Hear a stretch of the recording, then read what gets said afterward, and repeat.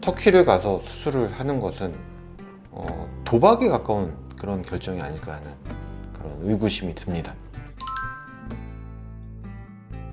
네, 안녕하세요.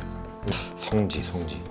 하긴 뭐 저도 뉴스 보니까 터키에서 타국으로 나가는 그 비행기에 전부 머리에 머리 심고 붕대를 같은 병원에서 단체로 하셨나 그런 사진들이 많이 보이는데, 저는 이제 이 업종에 종사하는 사람으로서 이 성지라는 단어가 붙으면 왠지 사자 같은 뭐 탈모약 성지 뭐 이런 것들 있잖아요. 성지 붙으면 왠지 이제는 믿음이 덜 가는 이런 느낌인데, 튀르키예 성지, 튀르키예를 가시는 이유가 뭡니까? 사실 같은 돈으로 비행기 값이랑 수술비 다 하고 또 놀고 관광하고 하시는데 우리나라랑 가격이 똑같거나 오히려 싸다, 이 장점이지 않았습니까? 모르겠어요. 저는 제 주변에 터키 갈까 여기 올까 고민하신 분들은 없어서 잘 모르겠는데, 가격적인 메리트는 확실하죠. 특히 작년 초반에 터키 리라화가 완전 폭락을 하면서 같은 돈으로 할 수 있는 이득의 범위가 더 넓어지면서 혹하시는 분들이 많습니다. 근데 터키도 그 결론부터 말씀드리면, 터키 잘하는 의사는 우리나라보다 비싸게 받고요. 지금 소문이 나고 또 소위 그 가격 경쟁력으로 불리우는 터키 병원들은 의사가 수술하는 병원이 아닙니다. 이게 터키가 국가 주도 사업으로 모바일 이식을 국가의 근간 산업으로 한 건지 잘 못 들어나, 하여튼 그런 느낌의 국가 정책이 생기면서 의사가 아니어도 모바일 이식을 할 수 있는 그런 제도가 있다고 들었거든요.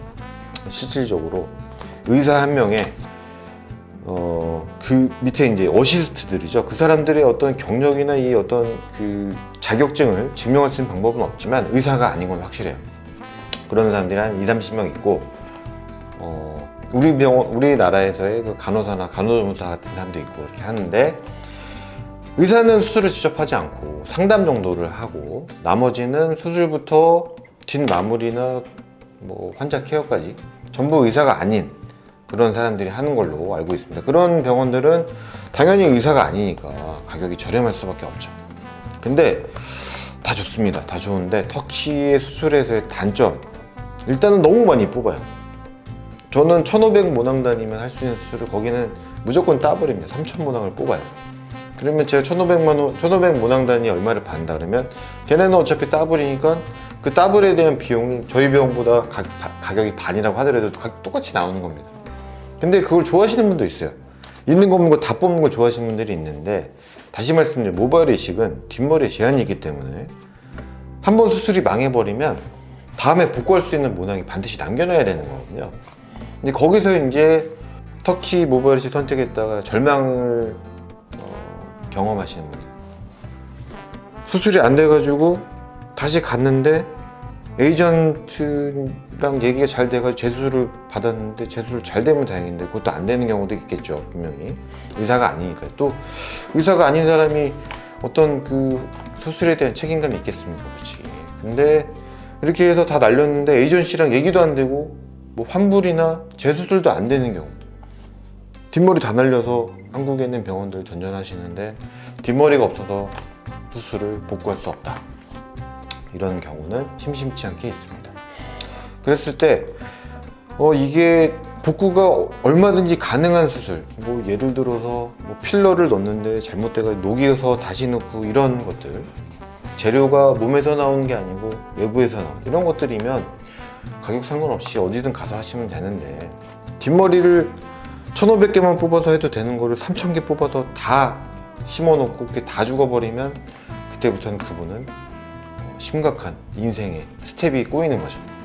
그래서 이런 것들이 터키 모바일 이식에서의 단점으로 많이 지적이 되는데, 일단 제가 생각하는 부분은 가격 메리트는 분명히 있어요. 분명히 있지만 요즘에 또 터키 리라화가 또 많이 가치가 올라와서 예전만큼은 아니다라는 얘기도 있지만, 저 같으면은 터키를 가서 수술을 하는 것은 조금 많이 도박에 가까운 그런 결정이 아닐까 하는 그런 의구심이 듭니다. 일단 저도 제가 의사니까 이제 이런 뭐 디테일한 얘기를 알지만 일반 분들이 터키에 수술 받았는데 이 사람이 의사가 아니었네라는 얘기를 미리 사전에 듣고 할 수 있는 분이 몇 명이 될까 싶지만은 아마 얘기를 안 듣고 하시지 않을까요? 모르고 의사인 줄 알고 하시는 분들이 많을 것 같습니다. 그래서 결론적으로 터키는 의사가 수술하지 않는 병원에서 그런 가격적인 메리트가 있다. 의료행위라고 하는 부분에서 상당 부분 본인의 결정에 대해서 본인이 책임을 지셔야 된다는 부분입니다. 모발 이식은 한번 잘못되면 복구가 안 될 수 있는 그런 굉장히 첫 번째 수술이 매우 중요한 그런 수술이기 때문에 성지라고 불리우는 그런 거에 혹하지 마시고 터키에도 잘하는 사람 많아요. 터키도 잘하는 사람 많은데 문제는 걔네들이 저보다 더 비싸게 받는다는 거죠. 그래서 잘 선택하시기 바랍니다.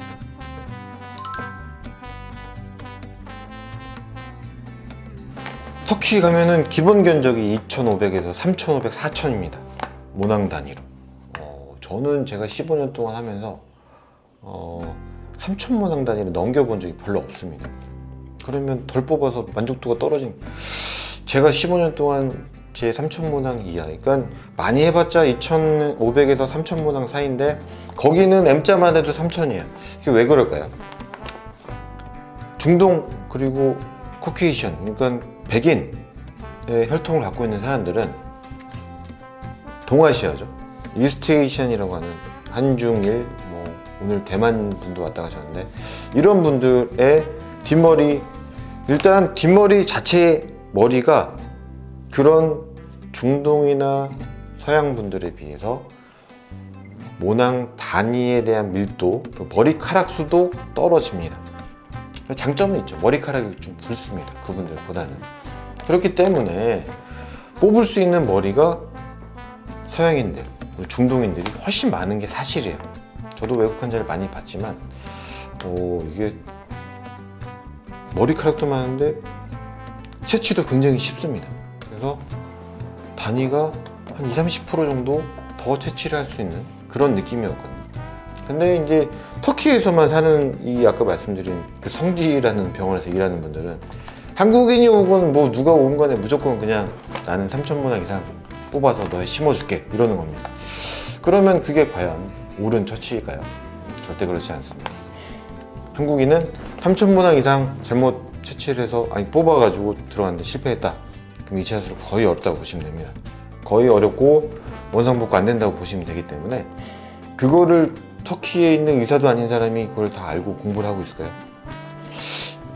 그랬으면 의사 됐겠죠.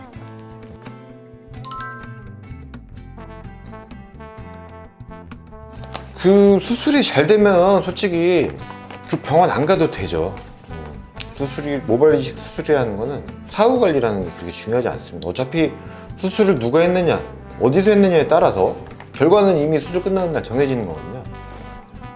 물론 뭐 수술 후에 담배를 막 엄청 피시고 이러면 그 문제가 되겠지만 그런 거를 배제했을 때 단순 그 병원과 의료인의 어떤 그 능력치를 보고 우리가 수술 결과를 기대한다고 한다면 수술 결과가 좋은 분들은 굳이 병원을 방문할 이유가 없습니다. 근데 이상하게 저희 병원 자주 오시는데 터키 같은 경우는 모르겠습니다. 그 병원들마다 뭐 이메일이라든지 뭐 어떤 어플리케이션으로 사진을 주고받는 경우도 있겠지만 여기는 문제가 생기면 바로 뭐 예를 들어서 저희 병원 같은 경우에 수술하시고 다음날 체크하고 제주도를 내려가셨는데 제주도 내려가는 비행기에서 선반에 머리 부딪혀가지고 피를 질질 흘리는 사진 보내셨는데 다시 비행기 타고 올라와서 다시 심고, 이거는 사실 국내 환자만이 할 수 있는 그런 메리트라 보시면 돼요. 터키는 그게 안 되죠.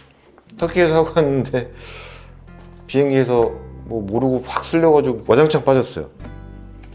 우리나라 거의 다 도착했는데 다시 또 가실 수 없잖아요.